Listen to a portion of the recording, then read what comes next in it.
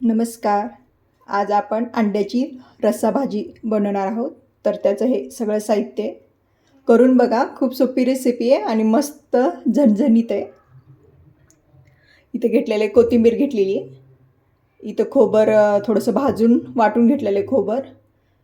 इथं काळा मसाला, हळद, अंबारी मसाला आणि ह्या सुहाना मटण मसाला भेटतो ना तो. इथं हे डाळवा वाटून घेतला आहे आणि अद्रक, लसूण आणि कांद्याची पेस्ट घेतली आहे भाजून वाटून. लागेल तेवढंसं थोडंसं आपल्याला जेवढं लागेल तेवढं तेल आणि इथं बॉईल करून अंडं. तर आपण रेसिपी वळू. इथं कढई ठेवून घेऊत आपण. कढई तापून घेऊ. ह्याच्यामध्ये तेल टाकू. थोडंसं तेल म्हणजे चिकन नॉनव्हेज असेल, मटण वगैरे, अंड्याची रस्सा भाजी तर त्याला थोडंसं तेल जास्तच लागतं. म्हणजे जास्त पण एवढं पण जास्त नाही, असं घेतलं मी थोडंसं असं. कधी तर तरी तरी खायची असेल तर अशी भाजी मस्त करायची, म्हणजे कुस्करून भाकरीसोबत खाता पण येईल आणि पोट पण भरेल. त्याच्यामुळे म्हणलं की आज थोडंसं अंड्याची रस्सा भाजीच करावी. इथे जिरे टाकून घेतलेत.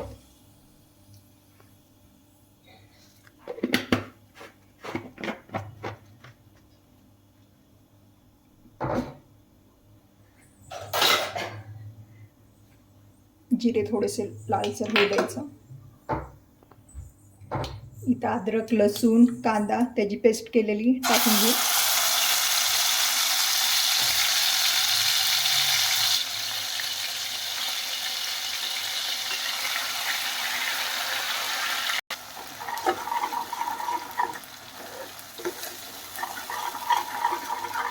अशी भाजी भाकरीसोबत कुस्करून खायला मस्त लागते. कधी तर नाही का आपल्याला चेंज म्हणून थोडंसं. तर एकदा करून बघा, मस्त लागेल, तुम्हाला पण आवडेल आणि मला सांगा कमेंट करून की कशी झाली. ह्याच्यामध्ये टमाटर टाकलं तरी पण जमेल, पण मी सध्या टमाटर नाही टाकत. थोडंसं तेल सुटेपर्यंत मिक्स करून घ्यायचं.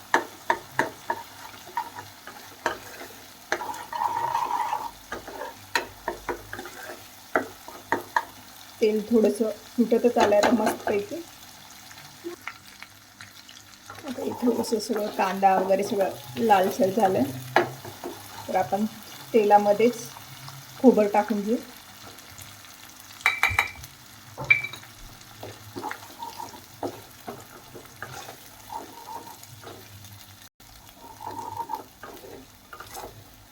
खोबर अगोदरच आपण भाजून घेतलेलं असते, त्याच्यामुळे एवढं काही ह्याला थोडंसं गरम होऊ द्यायचं. एवढं काही असं ह्याला तळायची वगैरे काही गरज नाही असं एवढं.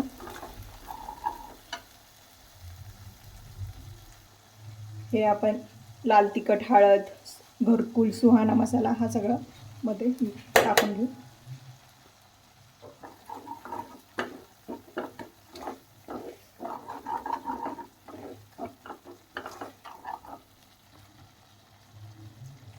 थोडीशी कोथिंबीर टाकू आणि थोडीशी कोथिंबीर आपण नंतर टाकू.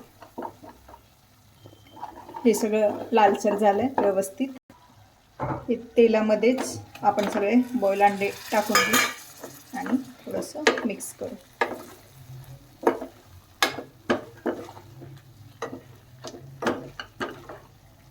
तेलामध्ये थोडंसं छान फ्राय होतात. कोणी कोणी फ्राय पण करता येईल, पण असं पण झटपट केलं तरी मस्त होते. आणि ह्याच्यामध्ये होईल तेवढं गरम पाणीच टाकायचं, कारण की त्याच्यामुळं भाजी पण खूप चविष्ट आणि छान होते. आपण पाणी टाकून घेऊ. तिकडे गॅसवर गरम पाणी ठेवलं होतं थोडंसं. आपल्याला जेवढं लागेल तेवढं आपण टाकून घेऊ.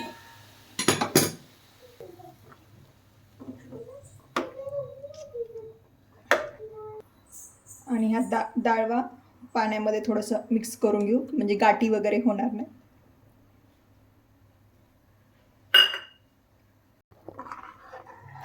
कलर तर खूप मस्त आलाय आणि वास पण खूप छान येतं. आपल्याला जेवढी लागेल, थोडंसं आपल्याला घट्ट प्रमाणात पाहिजे असेल तर आपण याच्यात डाळवा पण थोडासा जास्त टाकतो. आम्हाला थोडासा रस्साच लागतो भाकरीसोबत करून खाण्यासाठी.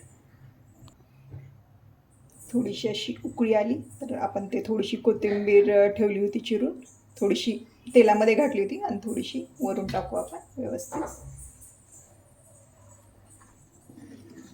बघा उकळी येतीच आहे आणि कलर तर बघा खूप मस्त आला.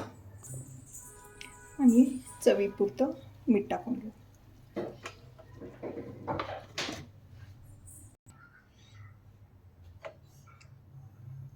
आता एक उकळी आली तर आपण बंद करू. याचा कलर पण एकदम मस्त आला आहे आणि तर्री तर्री पण मस्त झाली आहे, एकदम मस्त. आणि भाकरीसोबत कुस्करून खायला एकदम मस्त लागतं. तुम्ही एकदा ट्राय करून बघा आणि कशी झाली मला कमेंट करून सांगा.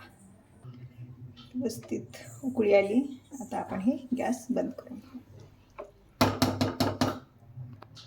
चला आपण ताट करून घेऊ. भाकर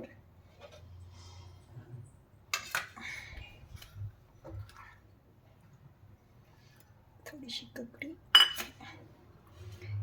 हे बघा एकदम मस्त झणझणीत आणि भाकरीसोबत कुस्करून खायला एकदमच मस्त लागतं. ठीक आहे, चला बाय.